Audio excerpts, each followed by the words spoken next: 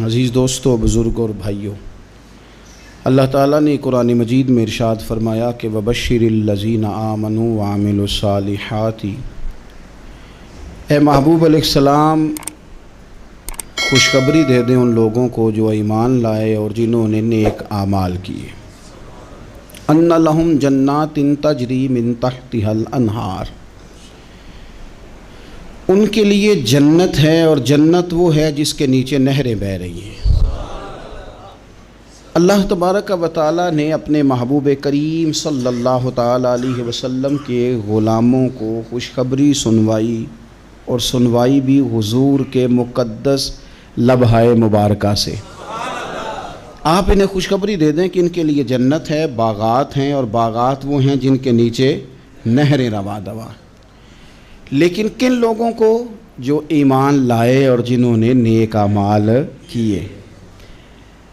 کچھ نہ کچھ انسان کو نہ عمل کرنا چاہیے۔ وہ جو عمل ہے نا، کوئی بندہ اپنے عملوں سے جنت میں نہیں جائے گا، جنت میں خدا کے فضل سے جائے گا۔ لیکن یہ جو اعمال ہیں نا، یہ سبب بنیں گے اللہ کی رحمت کا، یہ ذریعہ بنیں گے خدا کے کرم کے متوجہ ہونے کا۔ جب ہم نیک اعمال کریں گے تو اس عمل کی وجہ سے رحمت ہوگی، اور وہ رحمت ہمیں اللہ کے قریب بھی لے جائے گی، اور اس رحمت کی برکت سے رب جنت بھی عطا فرمائے گا۔ ہمارے ہاں یہ ہوتا ہے کہ ہم زیادہ تر چیزوں کو تقریر سننے کی حد تک لیتے ہیں، اچھی نصیحت کا لطف ضرور حاصل کرتے ہیں، اچھے جملے کو اپنے دل میں اس کی فرحت ضرور محسوس کرتے ہیں، لیکن عمل کی طرف نہیں بڑھتے۔ اس کا نقصان یہ ہوتا ہے کہ یہ معاذ اللہ ایک باقاعدہ شعبہ بن جاتا ہے کہ میں نے بڑی خوبصورت تیار کر کے تراش خراش کر کے بات کرنی ہے، بڑی عمدہ کرنی ہے۔ اچھے ادیب تو پیدا ہوتے ہیں، اچھے خطیب، اچھے واعظ، اچھے سننے والے، داد دینے والے تو پیدا ہوتے ہیں، لیکن اگر عمل کا شوق نہ پیدا کیا جائے تو پھر باتیں نشستن گفتن برخاستن تک رہ جاتی ہیں، اس کا لطف نہیں آتا۔ پھر تو تقریریں ہو رہی ہیں، ہوتی ہیں اور ہوتی رہیں گی۔ نتیجہ کیا نکلا؟ جو آدمی کہتا ہے میں اتنے سالوں سے تقریر سن رہا ہوں، تو سوال یہ ہے کہ بھئی اتنا سننے کے بعد تم سنورے کتنا؟ سننے کا ایک ہی مقصد زندگی میں آپ سمجھ لیں کہ سننے کا مطلب سنورنا ہے، اور اگر آپ نے خیر کی بات سنی اور آپ سنورے ہی نہیں، میں آپ کو دعوت فکر دیتا ہوں۔ نبی پاک صلی اللہ تعالیٰ علیہ وسلم نے ارشاد فرمایا، ایک عورت تھی، طوائف تھی، ساری زندگی اس کی گناہوں میں گزری معاذ اللہ، پھر وہ ایک کنویں کے پاس سے گزر رہی تھی، ایک پیاسا کتا اس نے وہاں پیاس سے تڑپتے سسکتے دیکھا، اور پھر اس نے اپنے جوتے کو لٹکا کر اپنے دوپٹے کی مدد سے یا جیسے اس سے ممکن ہو سکا اس نے پانی نکالا، کتے کو پلایا، اللہ نے اس کی بخشش فرما دی۔ آپ ماشاءاللہ ہزاروں میں لوگ ہیں، آپ نے بڑی جلدی مجھے یہ بتانا ہے، یہ حدیث آپ نے پہلے بھی سنی ہوئی ہے نا؟ میرا خیال ہے کوئی بندہ نہیں رہا جس نے نہ سنی ہو۔ سنی ہوئی ہے نا ہم نے الحمدللہ۔ اتنے سارے بندے جو یہاں موجود ہیں انہوں نے سنی ہوئی ہے، تو ظاہر ہے امت مسلمہ میں جتنے لوگ ہیں ڈھیر ساروں نے یہ بات سنی ہوگی۔ لیکن میرا سوال یہ ہے، میں سڑکوں پہ روڈوں پہ سفر کرتا ہوں، ہم نے یہ حدیث درجنوں بار سنی کہ طوائف نے کتے کو پانی پلایا تو اس کی بخشش ہو گئی، لیکن حال یہ ہے کہ سڑک پر کسی گاڑی سے ٹکرا کر اگر کوئی کتا مر جاتا ہے، اب مر ہی گیا ہے، گاڑی والا، موٹر سائیکل والا، پجارو والا، بس والا کوئی اتنی جرت نہیں کرتا کہ لکڑی کے ساتھ، رسی کے ساتھ ہی پکڑ کے اسے سائیڈ پہ کر دے۔ اس سڑک پہ مرا ہوا پڑا رہتا ہے، یہاں تک کہ گاڑیوں کے ٹائروں کے ساتھ اس کا گوشت لگ لگ کے سڑک صاف ہوتی ہے۔ اس محبوب کے ماننے والے جس محبوب نے بتایا کہ طوائف نے پانی پلایا تھا، اور ہمیں سمجھ بھی آ گئی اور حدیث پڑھ بھی لی اور سن بھی لی، پھر اس ملک کی جو مسلمانوں کا ملک ہے اس کی سڑکوں پر مرے ہوئے کتوں کو اٹھائے بھی کوئی نہ، اور زخمی کتا زخمی ہو ہی گیا ہے، اب اسے سڑک سے سائیڈ پہ ہی کر دیا جائے کم از کم، تاکہ اس کی اگر جان باقی ہے تو بچ جائے۔ تو پھر مجھے بتاؤ نا میرے دوستو، ہم نے کس لیے تقریریں سنی ہیں، کس لیے خطبے سنے ہیں؟ واعظ و نصیحت کی مجالس کا مطلب ہم نے کیا سمجھا ہوا ہے؟ تقریر، تحریر، تصنیف، اچھی گفتگو، اچھا جملہ، اس کا معنی ہم کیا سمجھتے ہیں؟ تو آج جو خوبصورت گھڑیاں شب برات کی صورت میں ہمیں نصیب ہونے جا رہی ہیں، اس سے پہلے اپنے دل میں یہ ارادہ کرو کہ رب کریم نے ہمیں جتنا دین کا فہم دیا ہے، سمجھ دی ہے، علم دیا ہے، ہم ارادہ کرتے ہیں اب ہم صرف سنیں گے نہیں، پڑھیں گے نہیں، صرف بیان ہی نہیں کریں گے، ہم عمل بھی کریں گے۔ کوئی تھوڑا سا نا عمل کا رستہ بھی تو میرے عزیز ہونا چاہیے۔ اب مطلب بہت ساری جگہوں پہ جانے کا موقع ملتا ہے تو لوگ کہتے ہیں پیر صاحب ناراض نہ ہونا، ہم نے بڑا بندوبست کیا ہوا ہے، تقریر ذرا نہ 1.25 گھنٹہ کرنا۔ تو میں کہتا ہوں مثلاً آپ مجھے بتائیں نا 1.25 گھنٹہ تقریر کرا کے آپ نے کیا کرنا ہے؟ اگر تو آپ نے اس لیے بلایا ہے کہ جناب ایک بات سنیں گے، ایک واعظ ہوگا، سر دھنیں گے، تو وہ تو مجھے آتا ہی نہیں، تو میں تو مختصر بات کروں گا اور اتنی کروں گا جس کی ضرورت محسوس کروں گا۔ لمبی چوڑی تقریروں کا کیا مطلب ہے؟ ہم کیا چاہتے ہیں سوائے اس کے کہ جناب بات بڑی اچھی کانوں کو لگ رہی ہے، مزہ بڑا آ رہا ہے، تو آپ نے لیا کیا؟ نتیجہ کیا نکلا؟ میرے رسول پاک علیہ السلام کے صحابہ جو حضور سے نصیحتیں لیتے تھے وہ کیسی تھی؟ حضرت عبداللہ بن بصر رضی اللہ تعالیٰ عنہ حاضر بارگاہ ہوئے، آ کے عرض کی یا رسول اللہ صلی اللہ علیہ وسلم، میں آیا ہوں سونے، پتہ نہیں دوبارہ آ سکوں کہ نہ آ سکوں، حضور پتہ نہیں موقع ملے نہ ملے، ایک بات مجھے بتا دیں، میں اس پہ عمل کروں گا، میری زندگی بھی بن جائے اور آخرت بھی بن جائے۔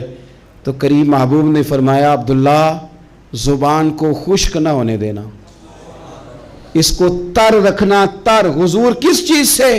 فرمایا اللہ کے ذکر سے تر رکھنا، زبان اللہ کے ذکر سے تر رہے، ہر وقت رب کی یاد رہے، تیری دنیا بھی بن جائے گی اور آخرت بھی بن جائے گی۔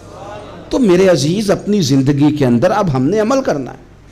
او جناب کمال پھر یہ ہے کہ جب واعظ سننے کا شوق بڑھ جاتا ہے، تقریر سننے کا شوق بڑھ جاتا ہے، سننے سنانے کا خالی مزاج ہو جاتا ہے، پھر بندہ ڈھونڈتا پھرتا ہے کہ نئی سے نئی چیز کہاں ملتی، انوکھی سے انوکھی چیز کہاں ملتی، انفرادی سے انفرادی بات۔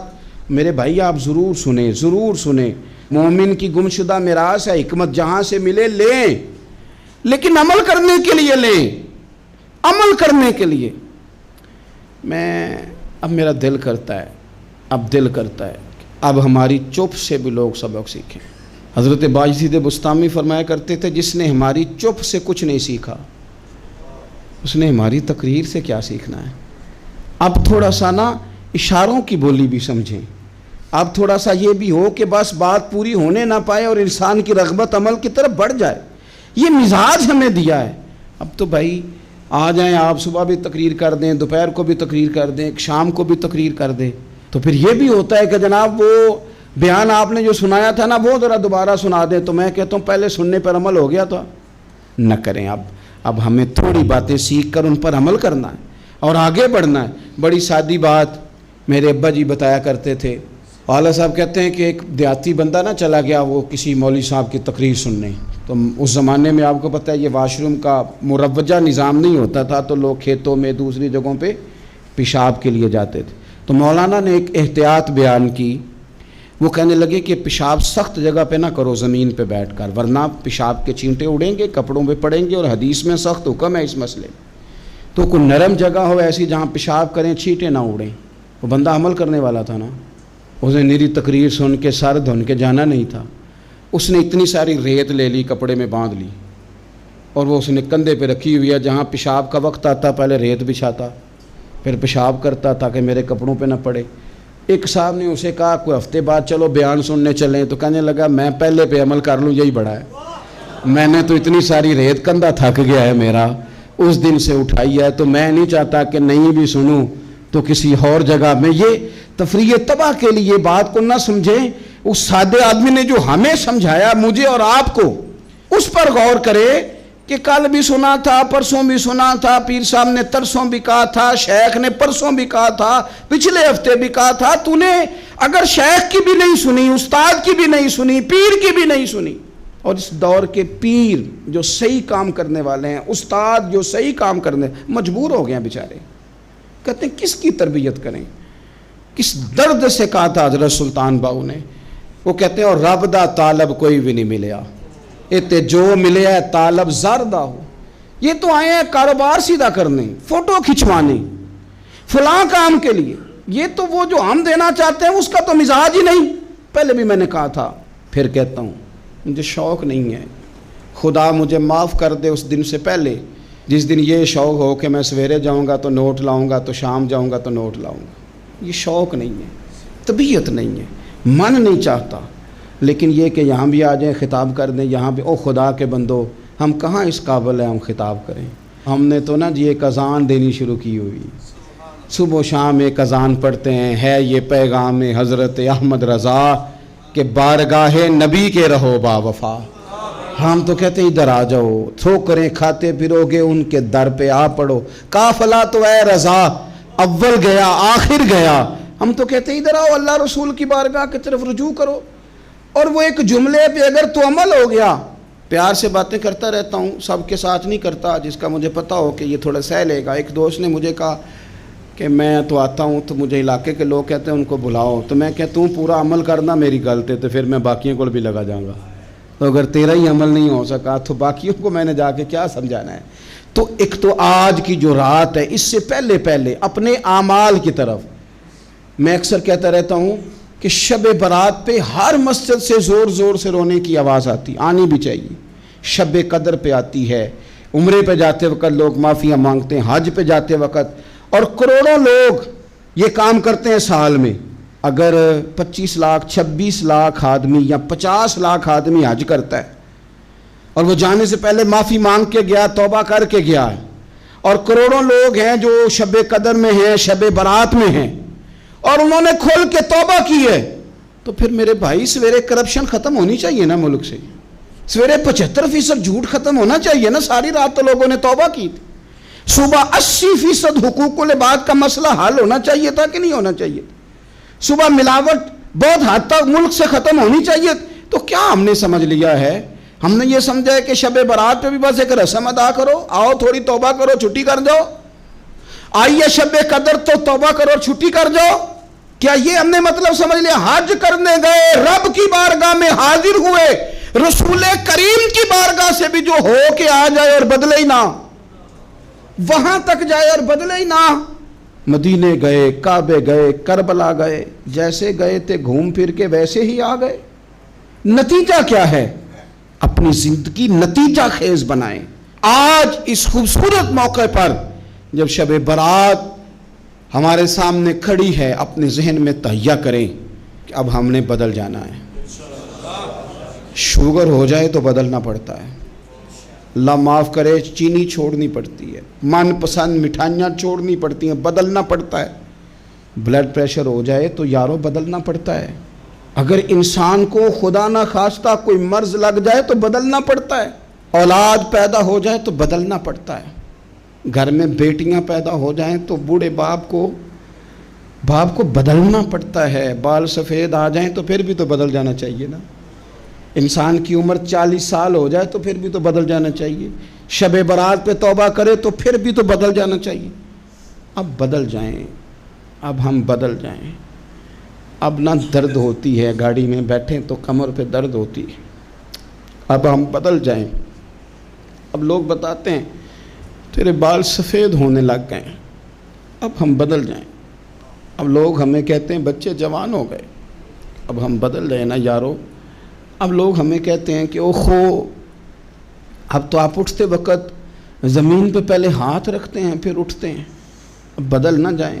اب محسوس ہوتا ہے کہ نیند گہری نہیں آتی، اب محسوس ہوتا ہے کہیں کہیں جسم میں تکلیف ہے، اب بدل نہ جائیں۔ اب نہ کئی کلاس فیلو چلے گئے دنیا چھوڑ کے، اب بدل نہ جائیں۔ اپنے بہن بھائیوں میں سے کئیوں کا جنازہ پڑا، بدل نہ جائیں۔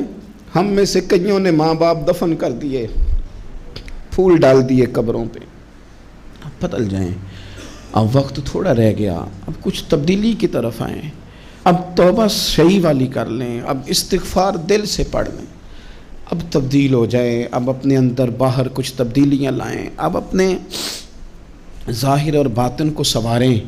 اب اللہ رسول کی بارگاہ میں جانا ہے نا تو کہیں ایسا نہ ہو شرم آئے حضور کے سامنے کھڑے ہوتے، حیا آئے نبی کریم کی بارگاہ میں کھڑے ہوتے۔ اب کچھ تبدیلی لائیں، آج ارادہ کریں کہ آج جو توبہ کریں گے وہ صحیح والی کریں گے، آج جو وہاں استغفار کریں گے اللہ کے حضور حاضر ہو کے تو وہ صحیح والا کریں گے۔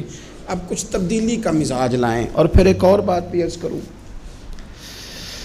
ہمارے ذاتی تعلقات سارے دھوکہ ہیں، ہماری جیبوں میں مال سارا دھوکہ ہے، ہمارے بلند و باغ دعوے سارے دھوکہ ہیں، ہمارے بڑے بڑے رتبے سارے دھوکہ ہیں۔ بڑے تعلقات تھے بیٹے کے، پر ماں بیمار تھی تو اسے صحت تو نہیں تعلقات کی وجہ سے مل سکی۔ بڑے تعلقات تھے نا بیٹے کے، لیکن جب بیماری زور پکڑ گئی تو پھر کیا کر سکا کوئی؟ بڑے تعلقات تھے، بڑا پیسہ تھا جیب میں، بڑا کچھ تھا، لیکن جب جناب اسرائیل آئے تو پھر کوئی کچھ بھی نہ کر سکا، پھر اپنے رہ گئے، اور جس کو جانا تھا وہ سب چلے گئے۔ تو یہ جتنی چیزیں ہیں نا، یہ کچھ نہیں ہیں، یہ دھوکہ ہے۔ سچ صرف اللہ رسول کی ذات ہے، حقیقت صرف دین ہے، اصل صرف وہ بارگاہیں ہیں۔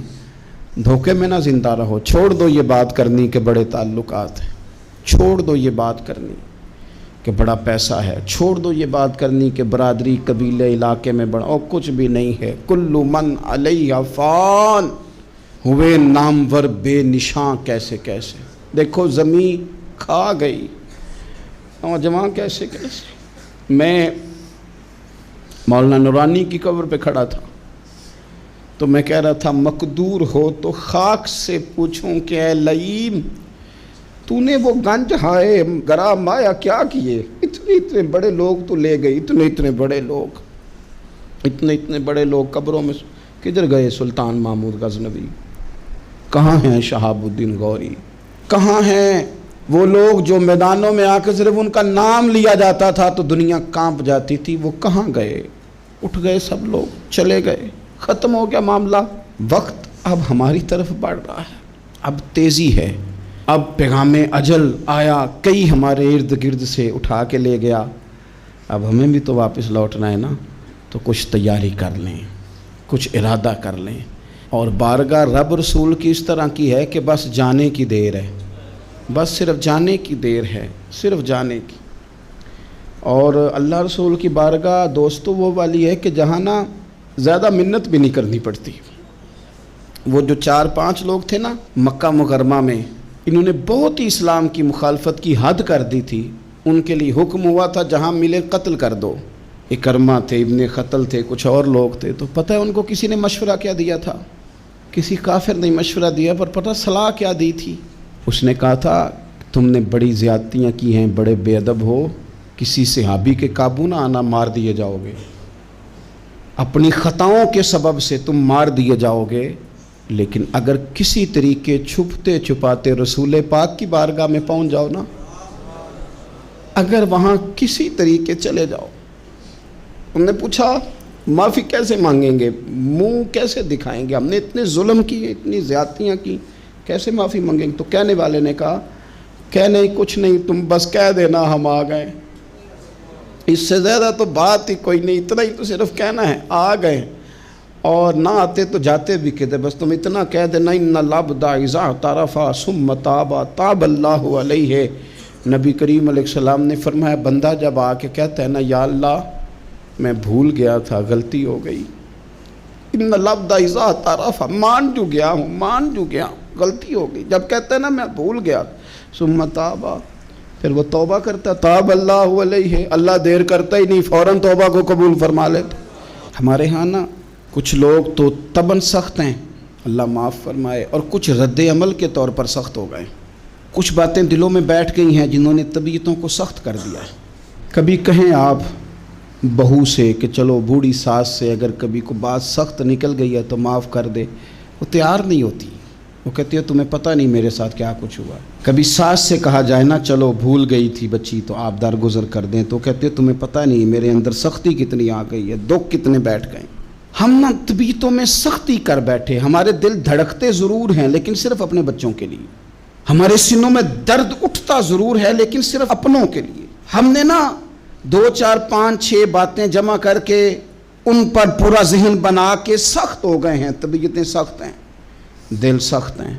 میرے نبی پاک صلی اللہ تعالی علیہ وسلم نے فرمایا، یہ حدیث مسلم شریف میں موجود ہے، فرمایا جنت میں وہ لوگ داخل کیے جائیں گے جن کے دل چڑیوں کی طرح نرم ہیں، نرم دل کے لوگ، معاف کر دینے والے، جلدی مان جانے والے۔ ایک صاحب تھے اپنے بھائی سے ناراض ہو گئے اور انہوں نے رشتے سے انکار کر دیا. پہلے ان کے بیٹے کی وہیں پہ نسبت تھی, انکار کر دیا. کئی لوگوں نے ان سے کہا, میں نے بھی کہا, تو وہ کہنے لگے پیر صاحب عزت بڑی کرتا ہوں آپ کی, لیکن میں مرد ہوں, ایک دفعہ نہ کر دوں تو پھر ہاں نہیں کیا کرتا. تو میں نے اس صاحب سے کہا, میں نے کہا یوں نہ کر, اگر صبح قیامت تیرے بارے میں کوئی سخت فیصلہ آ جائے اور رب کو منانا ہو کسی مقام پر تو کیا کہے گا؟ بہانے بنا بنا کے ہم سخت ہو گئے, دل اتنے سخت پتھر کر لیے, میں فلاں ہوتا ہوں جی, میں نہیں دوبارہ کسی کی سنتا. اور خدا کے بندو, میرے نبی پاک علیہ السلام نے فرمایا مومن تو اس طرح ہوتا ہے جس طرح اونٹ کے ناک میں نکیل ہوتی ہے, بٹھا دو تو بیٹھ گیا, اٹھ جاؤ تو اٹھ گیا. اور حضور نے فرمایا وہ لوگ جو بہت بد اخلاق ہیں, جھگڑالو ہیں, فسادی ہیں, سخت دل ہیں, وہ لوگ جنت میں نہیں جائیں گے. جو جھگڑے کرتے پھرتے ہیں جھگڑالو لوگ ہیں. عزیز دوستو, اپنی زندگی کے اندر طبیعت میں نرمی, اگر طبیعت نرم ہو گئی نا جی, مزاج میں نرمی آ گئی, تو پھر آپ محسوس کریں گے کہ آپ معاف کرتے بھی جلدی ہیں اور معافی دیتے بھی جلدی ہیں.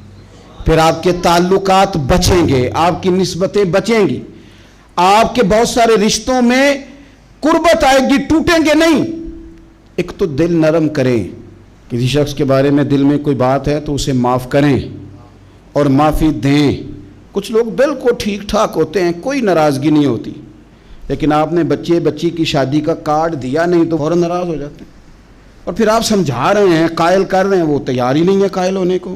سنو, اور اس حدیث کو یاد رکھنا, نبی پاک صلی اللہ تعالیٰ علیہ وسلم نے فرمایا جس کے پاس اس کا بھائی عذر لایا, بھائی معافی مانگنے آیا اور پھر اس نے معاف نہ کیا, اللہ کے حبیب فرماتے میرے حوض کوثر پہ نہ آئے. تو سخت ہو کے بیٹھ گیا ہے, تو کہتا ہے میرے سے پہلے سنے, میں آپ کو بتاؤں اس نے میرے ساتھ کیا کیا. اور ٹھہر جا, اگر حساب کتاب کے بعد معافی والا اصول رکھ لیا جائے کہ پہلے حساب کتاب ہوگا, غلطیوں کا مداوع ہوگا, پھر معافی ہوگی, تو یہی حساب اگر رب کریم بندوں کے ساتھ کرے تو پھر میں اور آپ کدھر جائیں گے. تو اس سادی بات پہ آ جاؤ نا, تو 2 جملوں میں حضور نے سمجھائی ہے. فرمایا تم رب کے بندوں کو معاف کر دو, اللہ تمہیں معاف کر دے گا. تو آج کی شب سے پہلے, آج کے دن سے پہلے, رمضان المبارک کے تشریف لانے سے پہلے اپنی طبیعت کے اندر ایسا ذوق لائیں, ایسی طبیعت لائیں کہ ہم نے معافی دینی بھی ہے اور معافی لینی بھی ہے.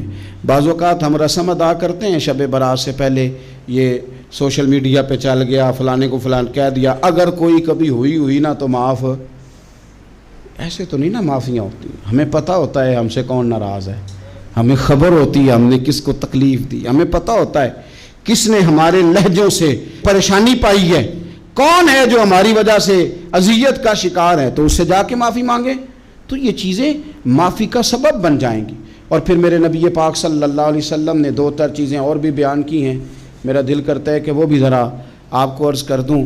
حضور سید عالم علیہ السلام نے نا جنت میں لے جانے والے جب اعمال بیان کیے تو حضور علیہ السلام نے فرمایا کہ ایک تو زکوٰۃ صحیح ادا کرنا, شرک سے بچنا, توحید پہ قائم رہنا, اور زکوٰۃ ٹھیک ادا کرنا, اور اپنے رشتہ داروں سے اچھا سلوک کرنا, جنت میں داخل ہو جاؤ گے.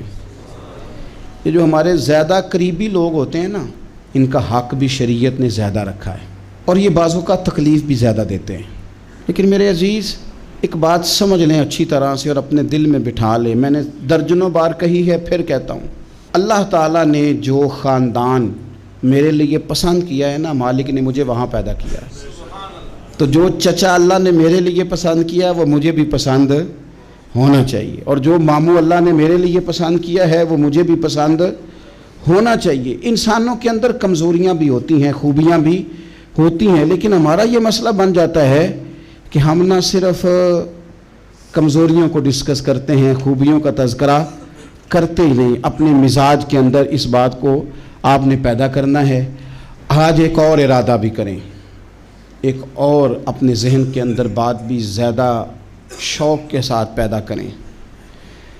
آپ یہ کوشش کریں کہ اپنی صلاحیتوں کو دیکھیں کہ آپ میں کیا خوبی ہے, بولنے کی ہے, لکھنے کی ہے, مال خرچ کرنے کی ہے, کسی کو پیغام دینے کی ہے. مسجد نبوی شریف میں ایک بی بی صرف جھاڑو خالی دیتی تھی، بیمار ہو گئی تو سرکار تیمارداری کرنے گئے، اور صحابہ نے حضور کو اطلاع دیے بغیر تدفین کر دی، جنازہ پڑھا دیا، تو حضور نے قبر پہ کھڑے ہو کے دوبارہ جنازہ پڑھایا۔ اپنے وجود کو بیکار نہیں رکھنا، اس سے کوئی کام لیں۔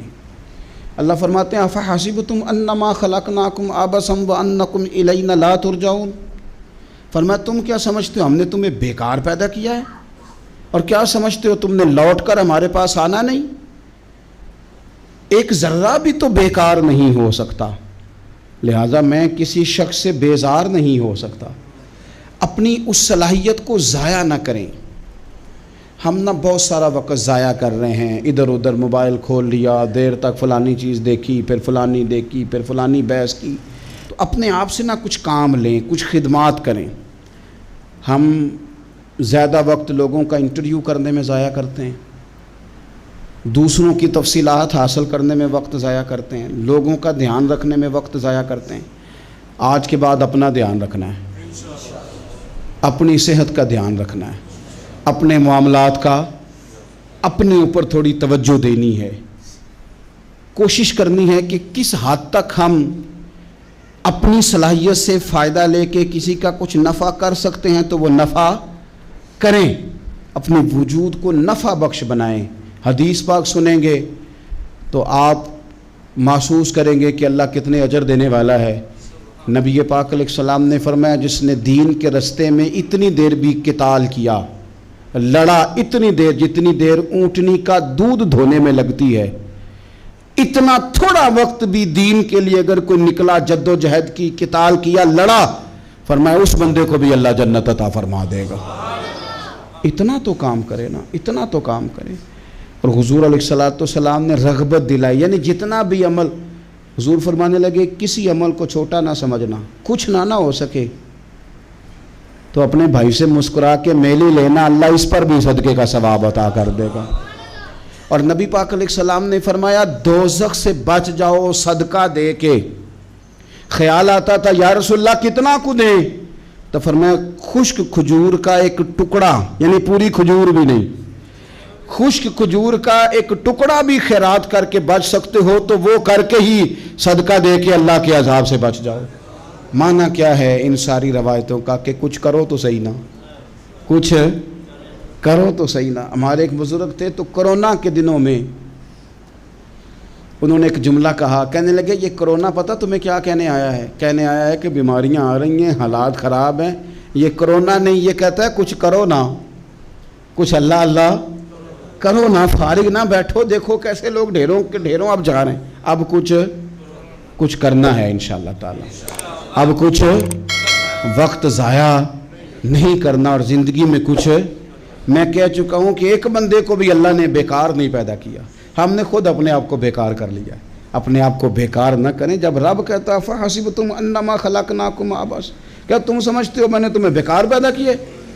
آپ لوگ بڑے کام کے ہیں، بس اپنے آپ کو پہچانے۔ اقبال کہنے لگے عجب نہیں کہ خدا تک تیری رسائی ہو، اور تیری نظر سے تو پوشیدہ ہے آدمی کا مقام، تو بندے کوئی نہیں سمجھ سکا تو وہاں تک تو کیسے جائے گا؟ اپنے آپ کو پہچانے۔ یہ جو کہتے ہیں نا مجھ سے کچھ بھی نہیں ہوتا، ناراض تو نہیں ہو جائیں گے؟ یہ کچھ کرنا نہیں چاہتے، یہ صرف ادھر ادھر دھیان رکھ کے ایک فوٹو چڑھا کے ادھر بھاگ ادھر اپنے نفس کو راضی کرتے ہیں۔ نفس بس کہہ رہا ہے آج یہ کر لو تو وہ کر لیا، ادھر دیکھ لو تو ادھر دیکھ لو۔ اس سے نکلیں، مثبت، مضبوط، مستحکم ارادے کریں اور پھر چل نکلیں۔ لڑنا شرط ہوتا ہے، جیتنا شرط نہیں ہوتا۔ تاریخ یہ نہیں دیکھتی کہ جیتا کون کون، تاریخ یہ دیکھتی ہے کہ لڑا کون کون، میدان میں کون کون رہا۔ اللہ بدر میں کامیابیاں دیتا ہے، احد میں کئی دفعہ کہتا ہے واپس پلٹو، خندق آئے گی تو پھر کامیابیاں مل جائیں گی، خیبر آئے گا تو پھر کامیابیاں مل جائیں گی۔ تو اس لیے ہمیشہ جیتنا ہی ضروری نہیں، لڑنا ضروری ہے۔ ہمت کریں، کوشش کریں۔ اللہ تعالیٰ آپ سب کو جزائے خیر عطا فرمائے۔ آخر دعوانا ان الحمد للہ رب العالمین۔